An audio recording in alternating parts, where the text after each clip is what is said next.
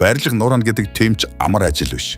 Хяналттай нураашд хяналтаас гарвал юу болдог вэ? Өнөөдөр бид тийм тохиолдлуудыг авч үзэх болно. 8 дугаар сарын 23-ны өдөр Английн Премьер Лигийн шинэ удирлын эхний тойргийн хамгийн сонирхолтой тоглолт. Энэ өдөр Newcastle United болон Liverpool клубүүдийн хоорондох тоглолт босгодож байна. Таньхүү тоглолтыг олуулсан спортын компанитай хамтран үзэх боломжтой. Хэрвээ 18 нас хүрсэн бол бичлэгийн доор байршилсан холбоосоор ороод манай сувгийн S-Fax урамшуулсан кодыг оруулаад урамшуулсаа шууд аваарай. Энэ бол 2018 он 50 м өндөр үр тарианы агуулгыг хяналтайгаар нурааж буй үйл явц юм.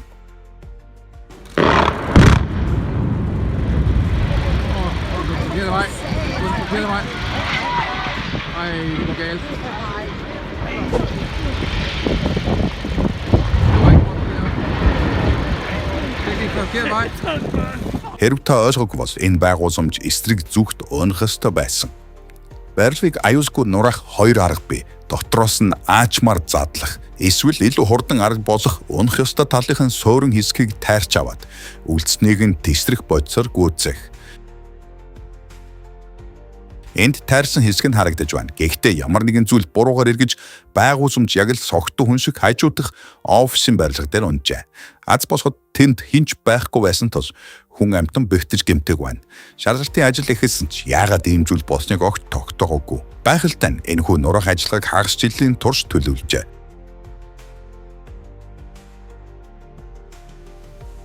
Гэхдээ тесрэх бодис авах мөнгөгүй жирийн тариаланчид яах ёстой вэ? Бүтээлт сэтгэлгээл тэдэнд туслана да.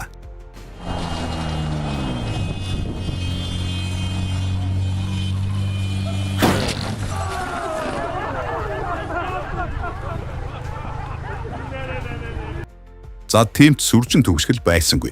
2 дугаар үед машины оронд хүнийг явуулжээ.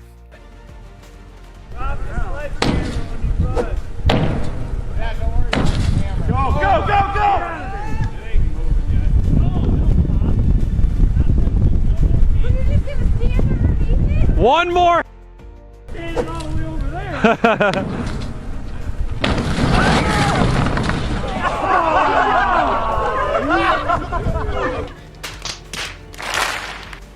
Цамхгийг барахгүй байгаасаа залгсан тариаланч хүнд техник ашиглаж эхлэв.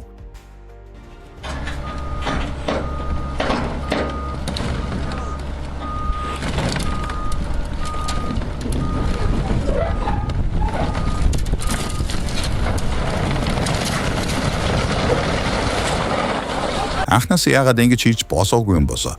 Бас тэр хөөрхийн машиныг эвдэх ямар хэрэг байсан юм бэ? Ямар ч байсан хурдан гүйж чаддаг байхын тийг. Учир нь байдал аюултайгаар эргэж магадгүй юм. Может принять опасный оборот.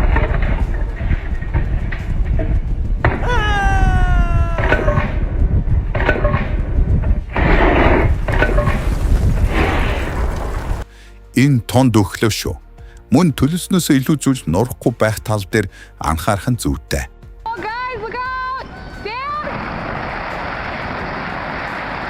Донд иргэм насны эсчүүд шинэ хоббитой болсон боловч та. Яндан буулгахта дээрээс нь эхэлж нэг тоосгоор нь салгасан нь дээр эстэгвэс ийм зүйл болно. Дараагийн бишгийн барилга нураахыг харах нь үргэлж аюултай зүйл болохыг харуулж байна.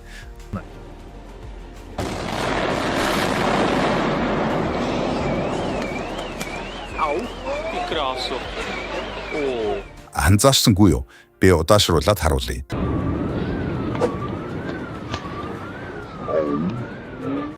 Чехийн Простёв хотод авсан энэ бичлэг дээр хөл бөмбөгийн чинээ барилгын хэлтэрхийг хүмүүсийн хажуугаар нисэж өнгөрсөн нь эмгэлэгт явдал гарах тунд өгчээ. Ямар нэгэн гайхамшигар энэ нь зураглаачийн баруун гарыг л зурж өнгөрсөн байна. Эдгээр замбраагүй харагддагч ихэнх нураачдыг маш сайн төлөвлөсөн байдаг. Тусгуур хийцүүдийн тодорхой цэгүүдэд тэслэгчийг байрлуулдаг бөгөөд дэлбэрэлтийн дараа дээд хэсэг нь доод хэсэг дээр унаж үүний үр дүнд барилга бүхэлдээ харьцангуй цэвэрхэн нурдаг. Энэ бол хяналттай дэлбэрэлт юм. Мэргэжтнүүд аль болох бага тэсрэх бодис ашигладаг бөгөөд хэлтэрхийг үсгэхгүй тулд бат бүх даавуугаар ороодог. Хэрв алдаа гаргавал дэлбэрэлт гадагшаа чиглэж үр дагавар нь таны одоо харах гэж байгаа шиг сүрэл төргөж болзошгүй. 2013 оны 8 дугаар сард Калифорни мужийн мянган оршин суугч PG&E уурын цахилгааны станцын нураалтыг үзэхээр цугларчээ. Тэдний хэн нэг нь тэр орой хөлж гаргүй үлдэн гэж хэнж төсөөлөөгүй байв. There you go.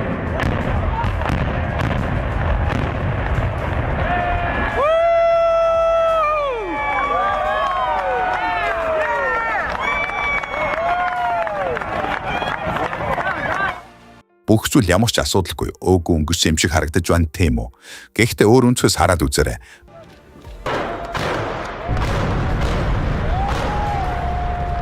Байгалийн хэлтэрхийнүүд маш хүчтэй үсэрч 400 метрийн зайд зогсож байсан үзэгчдийг онсон байна. 5 хүн бэртэж 43 настай эрэгтэй бүр хөлөө тайруулахад хүрчээ. Аимшигтай. Туслан гүйцэтгэгчид шаардлагатай хэмжээнээс 15 дахин их эсрэг бойц ашигласан болохыг аюулгүй байдлын газраас хожим нь тогтоожээ. Мөн дэлбэрэлтээс хамгаалах материалын оронд тэжлэгчүүдийг зөвхөн фанераар хурцсан байсан нь тиймч бат бөх биш байсан тул төдийлөн тос олоогүй байна.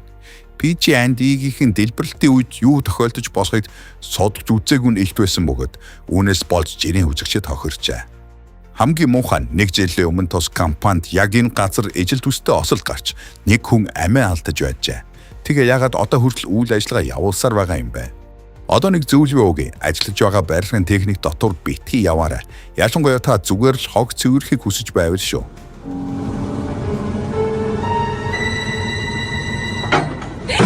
Oh my God!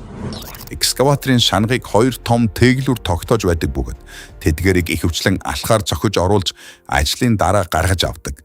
Тэр 2 тэглүүр хоёулаа нэгэн зэрэг хугарсан боловтой. Яг л үхэл дагаад байдаг аимшиг феномен шиг байна шүү. Барилгын талбай дээрх бүх зүйл таны аминд хүрэхийг оролдож мэднэ. Өндөрт ажиллахад гагцаагүй ган төмөр мэт эв зориг хэрэгтэй. Бурхан минь, аимшигтай харагдаж байгаа ч энэ нураалт үнэндээ төлөвлөгөөний дагуу явагдаж байна. Экскаваторуудыг том кранаар дээвэр дээр гаргаж, тэнд жингэн жиг туваарлаж, даралтыг тэнцвэрлэх нэмэлт тозгууруудыг суурьжулдаг. Гэсэн хэдиж норж дүүсэх, ачаа тэр байтугай хүн унах эсэл байсаар байдаг. Хэрвээ ажилчид анхаарал болгоомжгүй байвал 2019 онд Шинэ Орлеаны Хард Рок зочид буудалд гарсан шиг осол гарна. 100 гаруй хүн Франц хороослын ойролцоо 350 өрөөтэй зочид буудал барьж байжээ. Гэвч 10 дугаар сарын 12-ны өглөөний 9 цагт энэ үйл явдал болсон байна.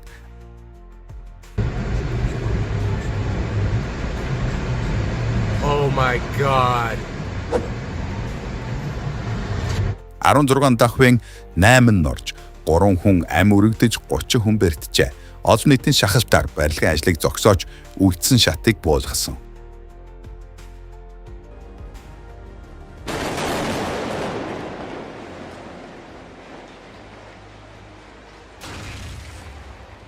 Тэр караныг харж байна уу? Тэр бүтэн үлдэх ёсгүй байсан юм.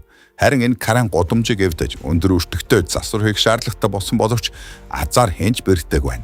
Норж унахаас 2 хоногийн өмнө дотор нь авсан бичлэг ил босоод хүмүүсийн дургуутал улам ширүүссэн. Бичлэг өөрөө интернетээс алифт орцсон ч муу чанартай нэг скриншот хадгалагдсан үлдсэн бөгөөд түүн дээр дээврийн жинд дарагдан хотоосон буруу байрлуулсан дам нуруунууд хаагдана. Өржин хамгааллын газраас яг эдгээр дам нуруунууд болон муу холбосон боостуудыг нь норж дүүсгэд хүргэсэн болохыг тогтоожээ. Хүн бүрийн харц энэ барилгын ажлыг хариуцж байсан тэргүүлэгч компани болох Keyslip Engineering Group чиглэв. Гэвч нотлох баримт байсан ч дээд шүүгчдийн бүрэлдэхүүн тус компанид эрүүг хэрэг үүсгэхээс татгалцсан юм. Аз болоход бараг 6 жилийн дараа хохирсон ажилчид хажуугаар өнгөрч байсан хүмүүс болон компаниудын төлөөлөгчид эзэдтэйгээ хэсэгчлэн тохиролцоонд хүрч чаджээ. Илүү бага цар хүрээтэй боловч мөн аюултай сүүрлийн шинжтэй бас нэгэн нуралт Британд барилга барих үеэр гарсан байна.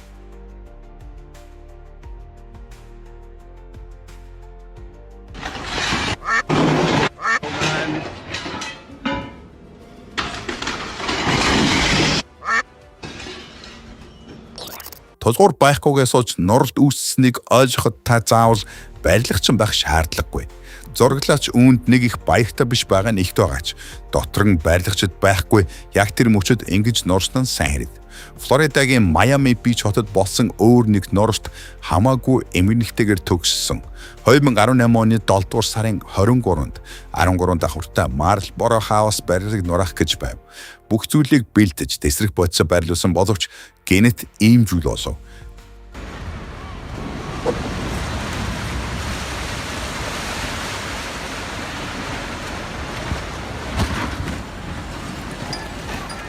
барилга хугацаанаас өмнө норж асар том хэлтэрхийнүүд үзэгчд рүү нисэж нэг ажилчин амиа алджээ. Ийм зүйл яаж гарах вэ? Харагдаж байгаар гүйцэтгэгчийн ажил бүрэн цэвэр хуулийн дагуу байгаагүй бололтой. Майами Бич хотын эрх баригчид Алиад-Бин компанид барилгыг дэлбэлэх зөвшөөрөл олгохоос татгалзсан тул тэд эсрэг бодис ашиглах боломжгүй байв. Тэд Караны тусламжтайгаар барилгыг дээрээс нь доош нураах илүү удаан боловч аюулгүй аргыг сонгох ёстой байсан. Ингэсэн бол илүү их хяналттай байж хог хаягдал овохгүй. Мөн тэдгээр нь хүмүүс рүү нисэхгүй байх байсан. Гэхдээ энэ тэр тэнгүүдийн хувьд хэтэрхий ухаалаг санаа байсан бололтой. Тэд нэгдүгээр давхрын тулгууруудыг гараараа эвтгэхэр шийджээ. Төлөвлөгөө ёсоор бол энэ нь барилгын суурийг ганхуулж яг л хяналттай норшд шиг унах ёстой байв. Гагцгүй бүх зүйл төлөвлөгөөний дагуу болоогүй бөгөөд барилга төлөвснөөс илүү их хүчтэйгээр норж эхэлжээ. Түүгээрч баахгүй нураах ажиллагаанд нутгийн иргэдэг орсон боловч хэнэнч тэднийг илүү хол байлгаж замыг хаах талаар бодоогүй бөгөөд эцэст нь бүх зүйл тоос бетон дарагдсан байна. Яг юу болсон нь тодорхойгүй байна. Алиад-Бин хариуцлага хүлээгээс татгалцсан тул хэрэг шүүхэд хүрээгүй. Гэхдээ тэнд ямар нэгэн зүйл буруугаар эргэсэн нь тодорхой байна. Хотын суурин газарт яруу хийсэн нураалтын үед тулгардаг нийтлэг асуудал бол унаж буй барьж бусад барилгын байгуулламжийг шүргэж гэмтэх явдал юм. Энэ явдал Туркийн Измир хотод болсон. Барилга шууд хажуугийн барилга дээр унаж асар их тоос босоочээ. Аз босоод хинч бэрхтэйг байна. Ийм их хэмжээний тоосчдаас болж багтраа уушгины хор тавдар зэрэг тааламжгүй үр дагавар төрж болцсошгүй. Мөн асбестаар амьсгалах эрсдэлтэй бөгөөд энэ нь уушгинд өргөст утаслаг хэлтэрхий үлдээдэг маш аимшигтай зүйл юм. Гэхдээ түр хүлээгээрээ яагаад эхлээд хэн нэгэн барилгыг усаар шүрчсэн бэ? Энэ нь ямар тустай вэ? Гадрууг усаар шүрчснээр тоос босгож зогсож болох бөгөөд ус цацх нь хүмүүсийг тоосоор амьсгалаас сэргийлж агаар төвөх тоосон цэрэг хүртэл барьж авдаг. Гэхдээ энэ тохиолдолд цунамиг шүүхээр зогсоох гэж оролдохтой ижил зүйл олжээ. Таваны Хуайланд хийсэн энэ бичлэгт өртөж норж буй барилгыг та анзаарах уу? Харцгаая. Энэ байна. 6 давхар Манбо зочид буудлыг 2021 онд нурааж байтал генет зам руу норж унсан байна.